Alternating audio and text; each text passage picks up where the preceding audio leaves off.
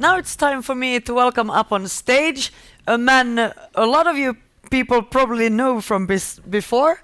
It's Göran Danasten, project manager at SVT. He had a stint at HBO Nordic. He was a freelancer. He was at SVT earlier, and now he's gone full circle, coming back. Welcome him up on stage.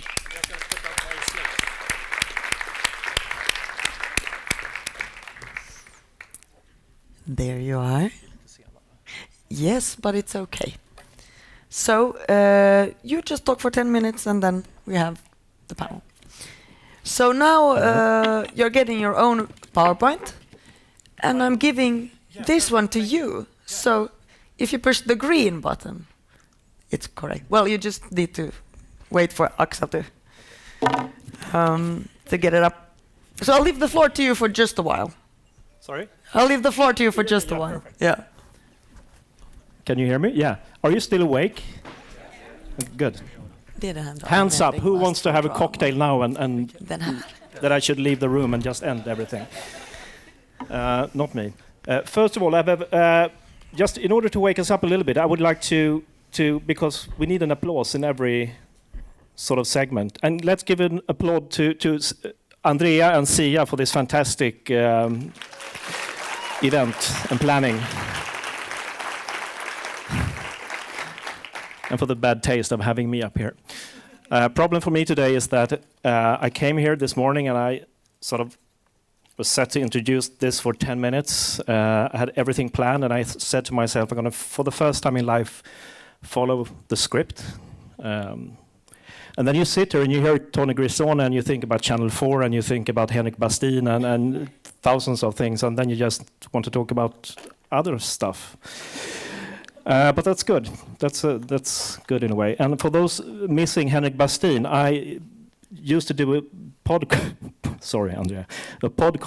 called TV Heads. And in one episode, I speak to Henrik Bastin for 90 minutes about the making of Bosch. So if you Google TV Heads and Henrik Bastin, you will find that. And I send the bill for this marketing push to Red Arrow afterwards. And finally, before I start, there's a message from one in the audience called Susanne, who wants to point out that we make other things than crime in Scandinavia as well. We do drama and other things as well. She wanted me to say that. Anyway, this is the name of this panel coming up, The Unending Lust for Drama. Where will it go? And when I started to think about what to say, I felt like naming it I Have a Dream. Because I've soon realized that I'm standing not as a, the professional ex-buyer and head of fiction, blah, blah, more as a consumer, because when I start to think about Scandinavia and drama and in an international context, I become very passionate about it. And I think we can do a lot better, not quality-wise, but in terms of volume and in terms of number of platforms and commissioners. And then I decided I do one PowerPoint per year. This is, hope you appreciate the blue background and everything. This is, anybody, Trine from Norway? You remember who this is? Are you here? Axel Sandemose.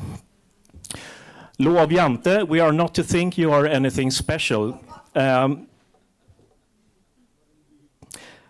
And sometimes, when I've been traveling the world, and maybe in this room, I'm the person who has watched the most hours of drama and comedy for the last 10 years from all over the world. And I have to point out, 95% is really bad, but 5% is good, of course. I've been surrounded by, this truth that Scandinavia is fantastic, and Scandinavia is fantastic. We do a lot of good stuff. We are praised internationally. But sometimes people like I and Trine and other buyers, we've been sitting down there in Cannes, looking at what's happening all around the world, and we look at Scandinavia, and we look a little bit like this, and think, are we that good? In a way we are, of course, but I would say, when watching the drama world for the last 10 years, I've been lucky enough to be a part of to see this evolution of the genre, to see this vibrating explosion of talent-driven fiction coming from everyone from sports networks to game consoles to Amazon, of course, factual channels and so on. And we talked about Amazon today. A year ago, they were just starting up. I would say when we summarize this year or 12 months back, probably Amazon is the most, in quality terms, perhaps the most interesting, most solid, network or platform for drama right now. We've seen Mozart in the Jungle. We have seen Transparent, who's objectively the best series from last year. The Man in High Castle coming up. We know Woody Allen is writing. Who could think that in like a year back or 2 years back? Anyway, I'll try to stick to the script. I think Johanna mentioned at the seminar, and we all maybe know that also, that next year it's 400 television shows premiering in the US alone across all platforms. So as a consumer, it's really, really frustrating to be able to try to keep up with everything. At the same time, we have a situation full of contradictions or paradoxes. We have a situation where linear TV is struggling. We can see that, for instance, TV4 in Sweden, that used to anchor their evenings with series like Hawaii Five-0 or US mainstream. They're not doing that anymore, at least not in high season. It's harder to make drama work in a linear context. At the same time, all over the world, people or companies are deciding to invest in drama. So what I would like to say is that as a consumer, I'm kind of frustrated by the fact that when everything is happening globally, it's still kind of business as usual in Sweden, isn't it? From a Swedish perspective, and I'm simplifying this, I know, but in terms of quality drama, it's still SVT, the ones commissioning, right? TV4 should be praised for their half-hour projects lately. A lot of interesting stuff. But being a producer or a consumer and realize that there are still so few surfaces or places where to put quality drama still. And I think Scandinavia differs from the rest of the world there, because it's like we're waiting for something. And that's why this panel is so interesting, Kjartan, to see. Because while the world is exploding in terms of platforms who orders or commissions original drama, it's still in Sweden about the linear broadcasters, and that is not enough. And a lot of people I talk to say that it's like everyone is hesitating. It's like everyone is waiting for someone. So I want to be positive before I hand over to the panel and say, this is the best time ever, maybe, for a revitalization of Scandi fiction in terms of volume and quality. We all know that local scripted programming, we kind of agree that that's to be able to reach through the buzz these days, buzz with 2 Z's. It's important to be local. It's important people enjoy scripted. Consumers love scripted content. We know that people love Scandinavia. To be honest, they also love Israel, they love Turkey, and so it's not just Scandinavia in the international business, we have to realize that. But Scandi is loved. The new consumer behavior in terms of how we watch stuff, we could talk about Netflix, Amazon, Google, we could talk about stuff we don't know yet. We are more potential commissioners for this stuff. And I also want to dig into this fourth point. It's new incentives, and I would say for US studios in the future. And I'd like to just mention here, it's so interesting to hear Red Arrow, Beta Film, and some other, I also know some other, if I could call you medium-sized yet big companies, that they are looking up to Scandinavia and trying to find new ways of collaboration. But let's briefly talk about the thing that's changed in the international community over the last years, and that's a big change. It is that up until like 3-4 years ago, we were depending on especially US mainstream for our linear channels. Channels, I was representing one. We chased US mainstream products through so-called output deals or volume deals with big studios. We paid insane prices and harbored insane volumes of library stuff, of new series, of CSIs and of feature films and so on. And the US studios just sit there and laugh because we wanted everything. Now, when linear is suffering and we don't need the same stuff, we can see a decline in the appetite from our territory and other territories in terms of what we need from the US studios. And that creates something interesting. That means that they have to find new ways to make money. There are some exceptions. We have Sony. They have been very active in terms of local productions. Some of you know that they're very active in Eastern Europe and in the UK with Left Bank and Andy Harris and so on. But we're going to see US big companies with a lot of money needing to find new ways to make money in Sweden. God, I'm talking, Andrea. Sorry, it's 1 minute. They have three, in my opinion, they have three ways to go. Either think you're Fox or Warner or you're CBS and you have a bunch of programming. You have to either you can sit back and say, hey, we got Netflix and HBO Nordic, and TV4 still buys a show, and TV2 Norway, they buy. So it's going to decline, but maybe. And we can sell a lot of non-exclusive rights to Netflix, so it make up for the loss. I don't think that's enough. You can also exploit your own rights. Some people do, like HBO Nordic, of course. They say, okay, we can't sell everything to the territory. We start our own service. Fox, international channels in a way. Fox says, okay, let's step in ourselves and do it ourselves. Not everyone can do that. We can't see an NBC channel or a CBS network or an OTC service from Warner, at least not at the same time. The third phase, hopefully, and we see examples of that, is that they will need to pour more American money, and British, of course, but I'm focusing on the US now, into local productions. Buying production companies, or the beta way, try to find ways to collaborate with local partners. So this is a very hopeful, I think there's a lot of American money out there. The way is to find how to, oh, sorry. Yeah. That's, I'm going to finish now by saying, and now I'm going to stick to the script when I end this, because I know some things are already happening. It's not that I don't know that Netflix are in talks with somebody, and we all try to find new ways of financing stuff and everything.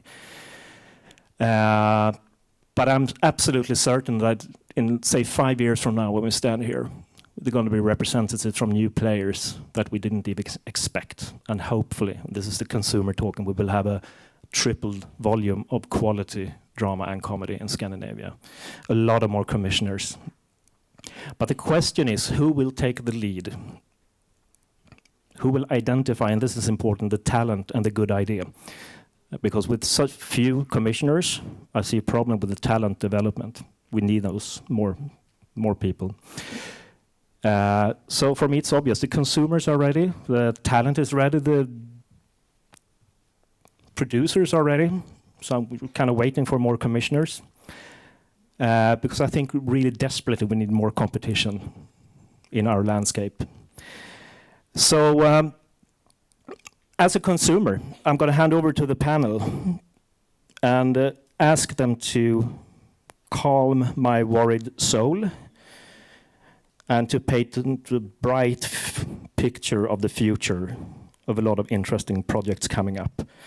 And I would like to send along a question that we didn't talk about before. Well, I was expecting you to stay on. Oh, yeah. do you want that? You're not excused yet. Okay. So you then can I keep pose it to that myself. question then. But okay, so let's first give Göran a warm applause. And then while you change back to the main This one? No. PowerPoint, then we need to... Let's see. Okay, let's ask the panel to join us on stage. We have Helena Danielsson, executive producer from Brain Academy.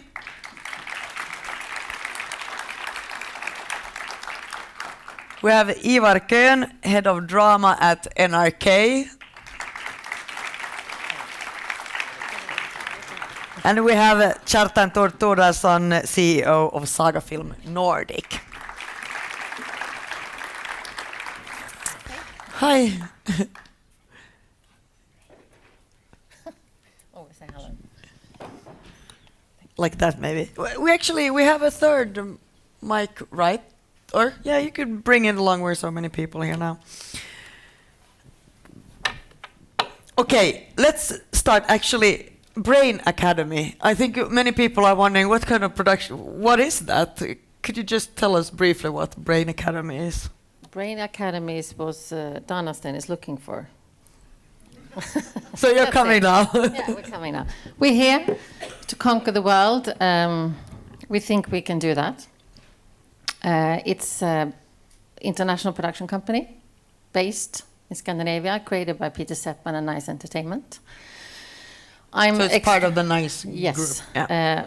Fast. We will look upon it as fast-moving, not too back heavy-weighted company with focus on creative and talent. And we see ourselves as part of being that talent group to work together with directors and writers or produce our original ideas ourselves. But the whole idea is actually really to just look at the world that it is right now. It's global. And to use all those collaborations and relationships each of us have created through the world of international film producing or TV production. So how long have you been around? Well, Brain Academy. Not you Peter personally. Brain Academy we specifically. were launched in October. Okay, During so you're MidCom, very so new. yeah. So we're gonna go out there now, and you're gonna see us. Cool. So I'm going to start with a question for Kjartan and Helena. So the producers in the group. Göran talked about there not being enough broadcaster commissioners. Then I must say that, I mean, you didn't mention Kanal 5. It was pretty big news that they're going to do fall and spring season. So there are some more players coming in also from the more traditional side. But how do you experience the appetite from broadcasters for local drama? You can start, Chard. Well, I'm quite new here in Scandinavia, in Sweden. So in the Nordics, you're from Iceland. Actually, traditionally in my country, Iceland, it's been the private channel that has been commissioning drama ever since the Film Fund started funding TV drama in 2008. So they have led the way. They need drama to sell subscriptions, and they need it desperately. So that's Channel today. 2. Yeah, that's. But Channel what 2. about RUV, the state broadcaster has been much slower. They've done quite a few series over the years, but they are pumping up their commissioning right now because they realize that drama is extremely important for them. And maybe the interesting thing was that we have also gotten the small channels involved in commissioning drama by going outside of Iceland to find money, financing through international partners, pre-selling the series before we make them in order for smaller channels to be involved. And when I came here to Sweden a year ago, when I started up here, Saga Film Nordic, which is our international production outfit, everybody told me there are only 2 channels commissioning drama in this country. And now it's a different situation. And now we have 3, which is great, and probably we're going to have 4 or 5. Yeah. I mean, Channel 3 is starting at least to commission comedy, right? Yeah. They have a new slot. So we definitely see changes, but there are so many more changes coming, I believe, because the non-traditional broadcasters, which are HBO, Netflix, Amazon, all of these are still yet to come here and commission. I think we will hear news about that very soon as well. Helena? Yeah, I want to say that I mean, we have been blessed. Is it working? Yeah. We have been blessed in our part of the world with public service and also other players coming around. We created, SVT has been for years and years created great television drama. They even had their own TV theater, what's it called, like plays. But I would say that it's absolutely not enough. It's like a queue of crowded producers knocking on the door of the commissioners, and we're not going to wait. We're going to go to others. We're going to work. We really want to work with the ones, but sincerely as well, it's not any channel, TV4 or SVT, are not able to only program drama. They would not fit what they're supposed to do. So the channels need competition to be able to take advantage of this consumer need, I would say. And you, Ivar, you're a representative of a traditional channel of a public broadcaster. How are you meeting this new situation? Well, first of all, I think the traditional channels also increasing their drama productions, but not enough, maybe. But the producers coming from the film business and the producers coming now is also increasing. It's a lot of more people want to work with television, more than we can finance. Absolutely. So we are also, of course, looking for new ways to finance the projects, see if there are other corporations, see if we can get money from abroad and so on. But still there is a competition. We are in some way a competition, so we can't just open be the very kind channel that are paying the project and letting all the other channels screen it. So it's still I think we're still holding back a little bit. We are open for much, but we're also a little bit afraid of peeing in our trousers. That this is short warm in our trousers, but then it's going to be very cold. After that, yeah. So I think that we are in a way, I think, opening up, trying to see if there are possibilities, but also a little bit holding back. And the reason for that is also that we are getting money from our license fee. We have, in some way, people have already paid for it. They wanted to have it in every platform. They don't just want to have it on the line television. So for us, it's also a kind of in that sense a competition that we need to give our audience what they have paid for, and yeah. And now you're doing the it limit with of money is a limit of money we can use for this. Yeah, but I mean, don't you have a huge success right now on NRK with reaching a very huge audience, growing every week? Yeah. That's a huge success, and Yeah, I you think can just say with Kampen Tungtale, but yeah. I think It was that presented here last time. Yeah. But I think it was presented. That's why probably it was presented here last year. That's why it's so successful over 65 plus in Norway. Yeah. But and that's also a very important part of what we need to do is that we have a cultural. We have a cultural base actually in what we are doing. So we need to make national content, even if the project we are doing have an interest also outside in the international. We need really to put our money in something that is really for our audience, and we need to secure the project for our audience. So, Göran, you were talking about that a year ago, Amazon wasn't people were talking about they're probably going to start doing something, and now they're everywhere. And of course, Netflix has been around with Lillehammer specifically, that we're going to hear about more tomorrow with Anne Kolbjørnsen from Rubicon TV.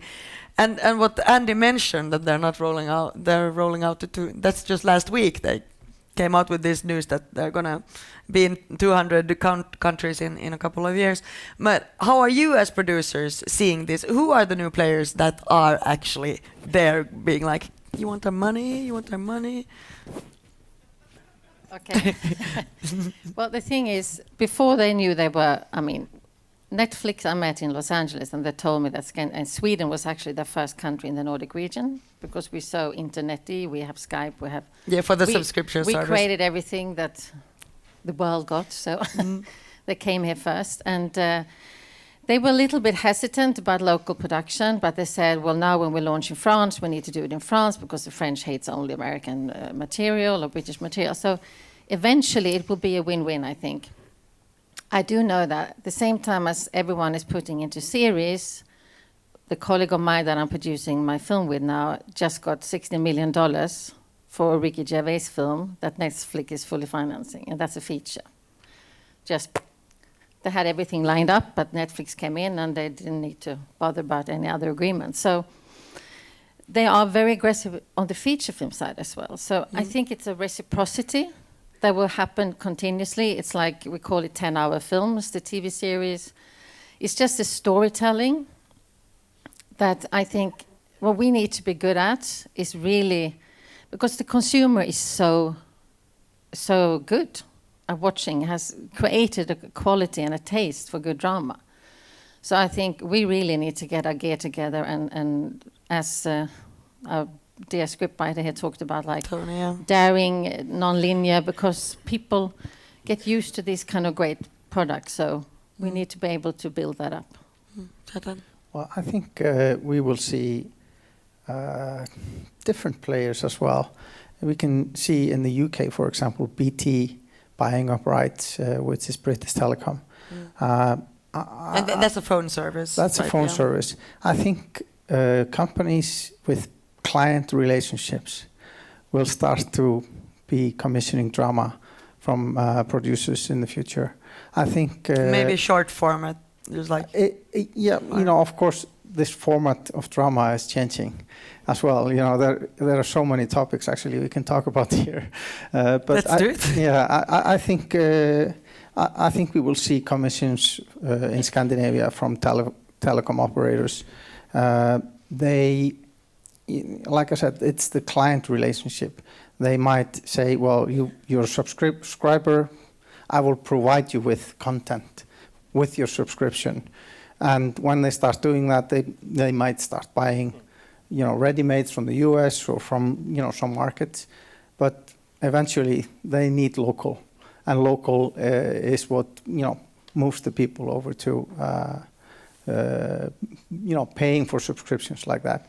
And I think the importance of local content is so much more relevant now than a year ago, because of the Amazons and of the Netflix. They are so focused on American television right now. So the rest of the players have to think about local and creating a niche for themselves by doing local content. And did you want to add something? Please go ahead. Hello. Yeah. First of all, sorry to Canal 5 about 100 Code. No one more than me, given what I said, is rooting for success in all ways for that series, because we need more. No, I just players. thought it was pretty big volume, like 10 hours each season. So it's a big. And maybe what you talked to Ivar, we all know that Ivar and his team and Christian Vikander, and there's so much competence in terms of producing drama and comedy within the public, the classical players. Maybe it's not towards Ivar we should look and say, do more, or because I think Ivar and his team, they're making what they can do, hopefully a few more series, but there are the new players, whether it's the telcos or the Facebook or who knows, that will come and that will have to add to this mix. The other thing I'm thinking about, Kjartan, what you said, and this is sort of, I can't figure it out in my head. If we agree, and we do agree on the fact that local is important, at the same time we are sort of chasing an international context in terms of financing and everything. How do we solve the paradox that we need to be more Swedish at the same time when someone wants us to make our shows travel better? Is that a problem, or is it just... No, I don't think it's a problem. I think it depends on what kind of an ambition you do have. Traditionally here in Sweden, you have big budget dramas. Traditionally in Iceland, I have very low budget dramas. I make 6 hours for 2 million euros, which is, no, it's actually lower. It's 1.5 million euros. I'm doing a 45-minute series for 2 million right now, which is the biggest budget I've ever had. So I think we will see more those kind of budgets for local series that can be made within, in Sweden. And I actually, this week, I heard about 2 of those kind of projects with 2 million euros for 10 episodes. These things are happening. And I think that will bring so many more players into the game, because smaller channels think, we don't have 10 million euros to spend on drama, so we don't do it. But you can do different things. And I think, with the growth of, for example, Sky is launching a new series called Fortitude all over Europe at the same time. I think we will see more and more of those kind of projects as well. So it is two things. It's kind of like local, lower budget, but then international with higher budget. Helena? I also think it's a matter of also quality, because the buyers, since it's going so global, we need to be global and prove that we can do global content with these exquisite, very, very clever people who buy and commission the dramas. Because they are experienced, and now when we compete like with every star director in Hollywood doing television instead of films, we need to show that we will do that as well. So it's again a reciprocity. You might do a project with them that is international, then you might do a local project for another kind of budget. Or we do like TV2 Denmark talked about, going more dogma in television, that you can do these kind of interesting dramas for low budget. So I think it's because the problem is with new players, I think it will be difficult because the competition is so high and the quality is so high nowadays with these kind of new dramas. So it's not very easy if a telecom company... Are you talking about competition of the time of the viewers or competition of getting your own stuff commissioned? Getting, as a commissioner, it's also competition. So, because they are like, again, fighting against each other. They're trying to launch now. Woody Allen is fighting Fincher, and it's like a boxing game. So it will be the same here, I think, in the region. I mean, you are very qualified acquisitions team because you've been working with drama for so long, and the same goes for other Scandinavian countries with the public service because it's such a long tradition. But the new players, if we have telecom, for example, then they need to recruit people who actually can commission. So it's a little bit, we don't really know where it's going to end. Well, I think this is the Amazon story that you're telling right here. A year ago, Amazon had commissioned 3 things. And honestly, they were not good. They were bad things. It was actually a horrible drama. But a year later, they're a player, and they are a serious player. And they learned so fast how to do this. They learned by their mistakes. Of course, Amazon has the money to learn from their mistakes. But I think the telecom operators and these kind of companies that are going to come into this market are just going to hire the right people to do it. I think it's going to probably be a diversity between the kind of low budget thing and the high budget thing, and also the very local and the kind of international local. It's because in Norway we are 5 million people. Of course, it's very hard for even Netflix and HBO Nordic to make a show that is just for Norway for 10 million euro. It's hard to get the money back. So they either need to go to be cheaper or find new collaborations for it. And in that sense, it's that I think that's some of the most challenging thing we have just now is how to finance the very local production that we all want and we all need and in different platforms, but how to make our who compete with each other in some way also to collaborate to get the financing up. And we also I think we need more. Maybe we have to go and see if we need more. Just to admit that it has a cost if we want to make local television, if we want to have more local television. It also is it's also as a cost for us as small countries. We need some public support for getting into it, so to get this money into it, and maybe bring more money into it, or bring a little bit more, follow the money from film. The producers take the film money with them into the television. So it's not only the talent, and the producer, it's the money. Everything is taken from. I think we need to see that it's very, very. We need high quality for the project. We compete international with everything we do.